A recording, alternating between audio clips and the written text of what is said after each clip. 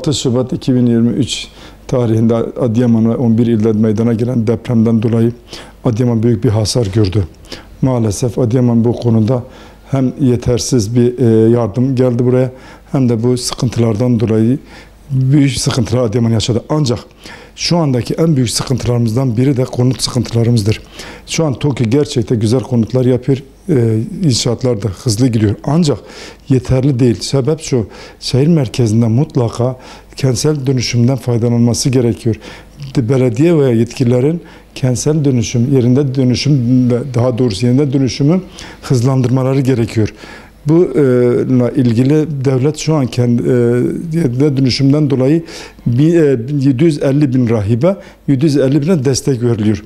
Ancak bu yeterli değil. Şu anda fiyatlar çok arttırdı.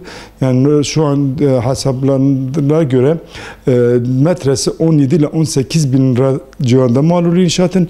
Bu da yeterli olmuyor. Bunun için devlet bir an önce o desteği, yani 750 bin lirayı 1000 liraya çıkarması gerekiyor. Hibayda ve kredide yukarı çıkaması lazım ki ancak yapabilsinler.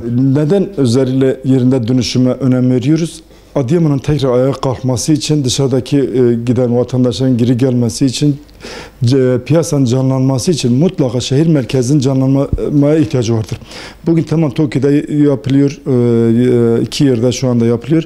O konutlara diyeceğimiz yok. Ancak Adıyaman'ın tekrar ayağa kalkması için bu kredi ve hibenin en az 1000 liraya çıkarıp bir an önce Adıyaman merkezini canlandırmamız gerekiyor.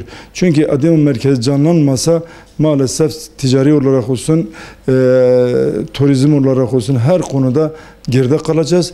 Bunun için de bir an önce bu konuda devletin ve yetkililerin el atması gerekiyor. Adıyaman'da şu anda kira her 11 ilde olduğu gibi Adıyaman'da büyük bir sorun.